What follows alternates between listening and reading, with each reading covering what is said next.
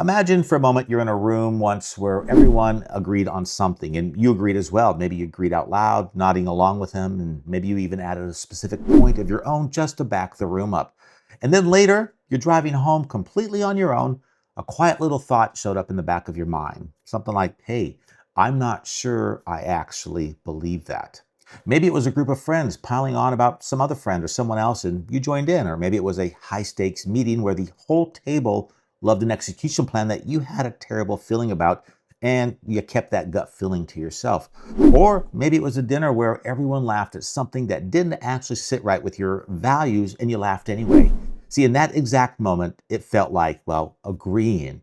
And later on that drive home, it felt like a compromise. See, if you know that exact feeling, I want you to hear something. You're not a fake, okay? You're not spineless. Your brain did the oldest, most automated thing it knows how to do. It kept you inside the safety of the tribe. Hi, I'm Alan Stafford, and welcome to Think Sharper. This is the Rewire. All right, so here's what's actually going on inside your neural architecture, okay? See, a long time ago, being an active part of the group wasn't a preference or a lifestyle choice. It was the entire game of survival. See, if the tribe turned on you and cast you out, well, you didn't last more than a few days on your own out there in the wild.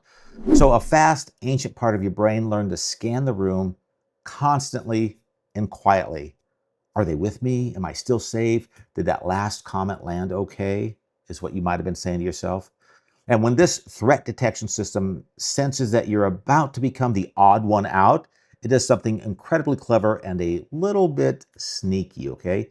It doesn't wait for your conscious mind to decide what you actually think. It starts shifting your perception toward the room's consensus before your prefrontal cortex has even finished analyzing the data. Now, you would naturally expect this mental pull to only work on the soft stuff, subjective opinions, taste, subtle choices with no clear right or wrong answer. Hey, it doesn't, okay? See, back in 1951, a psychologist named Solomon Asch ran an experiment that showed people something almost insultingly simple. He held up a card with a single line on it. Then he placed 3 other lines next to it and asked which of these 3 matched the first one, okay? It wasn't a trick question. And the correct answer was completely obvious. And when people evaluated the lines on their own, they got the answer right basically every single time. See, but Asch packed the testing room with actors, and on specific rounds, every single one of those actors gave the exact same wrong answer. And they did it out loud with total confidence. And they all spoke before it was the real participants' turn to answer. And the results, well, they were startling. A significant percentage of those real everyday people looked directly at a line they could see with their own eyes, and they repeated the room's lie out loud. They intentionally gave the wrong answer just to match the room. Not because they were fooled. See, a lot of them knew the room was wrong, but you could see the absolute physical stress and confusion on their faces. They went along with the lie anyway. So think about the math here, okay? If a unanimous room of complete strangers can talk you out of the physical length of a line you can see with your own eyes, think about what a unanimous room can do to your mind with an abstract question that doesn't have an obvious answer at all. Look, here's why this matters far beyond one awkward dinner party or a tense staff meeting. See, every single time you allow the room to write your script for you, you collect an opinion that was never genuinely yours. And your brain processes this transaction so smoothly that you don't file away as a borrowed thought, you file it as your own authentic belief. See, if you do that for 5, 10, or 30 years, a quiet tragedy happens. So you become exceptionally fluent in what everyone around you expects you to think. And, well, you become completely foggy on what you actually think. You end up with a complete stranger living inside your own head, a fragmented version of you that only shows up when other people are watching. See, a philosopher named Arthur Schopenhauer wrote a line about this nearly 200 years ago. He noted that a person can only be entirely themselves when they are completely alone. Now, that sounds incredibly bleak the first time you hear it, but it isn't. He was simply observing the exact same neurological data you felt on that quiet drive home. Remember earlier on when we started the video? He realized that the truest, uncorrupted version of your perspective only shows up after the influence of the room has basically cleared out. And there's an even sharper cognitive cost to this, the one this channel cares most about, okay? If your internal compass quietly bends to match whoever happens to be standing in the room with you, then anyone who can manipulate or fill that room completely controls your mind. See, they don't need a logical argument. They don't need data. They just need to manufacture the appearance of a majority. An aggressively confident crowd, a wall of artificial consensus online, a corporate meeting that has clearly already been decided before you walked in the door. Whoever sets the parameters of the room sets your mind, unless you develop a practical system to cast your vote before the room even does.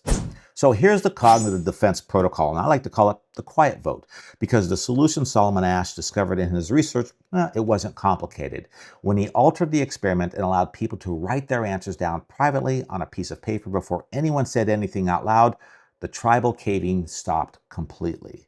See, people could hold their own perspective perfectly fine. They only lost their sovereignty when they were forced to hand it over in front of an audience. So, you're going to introduce that exact private moment into your head on purpose. It is a real-time, three-step or mental model here, okay? So step one, catch the reach. See, there's a fraction of a second right before you weigh in on a topic where your brain automatically scans the environment for a safe answer, so to speak.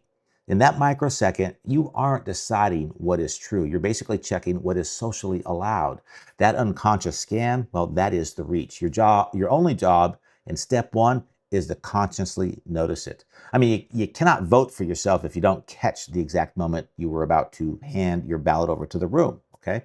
Step two is cast your vote. Before you let anyone else's answer into your data stream, your mind, finish your own thought. Quietly inside your own mind, formulate one concise sentence. Something like, what do I honestly think about this right now? Not what is political to say or not what keeps the peace. Lock your true read into your head like it's written in ink before you even look up. And then step three, open the door. Now let the room back in, okay? Listen to every single perspective with absolute focus. If someone presents an authentic, logical piece of data that proves your initial read was wrong, hey, change your mind, okay? That isn't caving, that is data-driven learning. But if your position starts to fold purely because people are looking at you, you will instantly recognize the difference now, okay? Because, well, your real vote was registered first. So catch the reach, cast your vote, open the door. See, nobody else in that room ever has to know you're running this protocol. So here's what I want you to actively test this upcoming week, okay? Pick exactly one room in your life where you have a habit of disappearing. I mean, you already know exactly which room it is. Maybe it's a specific group chat on your phone. Maybe it's an interaction with one specific friend who is always hyper certain about everything. Maybe it's the weekly team meeting where the conclusion always seems to entirely be decided before you even sit down. So the next time you are physically in that environment and a question lands, do one thing before you open your mouth. Take a single breath. Answer the question to yourself first, then speak. See, you will not execute this clearly the first time, okay? You will catch the reach halfway through a sentence, or you won't even realize you caved until an hour later when you're alone in your car or in your office or your room.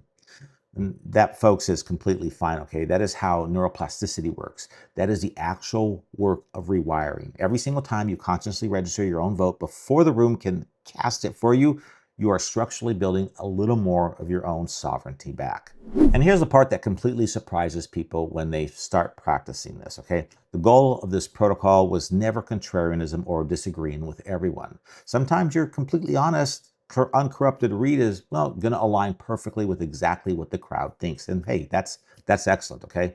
But the goal is simply to know the difference, to be able to tell with absolute clarity every single time whether you actually agree with the concept or whether you just went along to stay safe.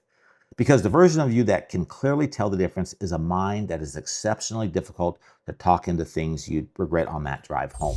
Look, if you came into this session thinking you were just an easy going person, I hope you're leaving with a perspective that is a little more useful. I mean, you're not just easygoing. You've got a very ancient, highly efficient part of your brain working overtime to keep you safely inside the room.